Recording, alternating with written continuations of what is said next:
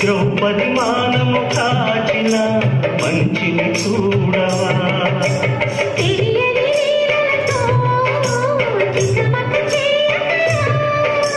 మనసును చూడకనే మాటలు విసరగలా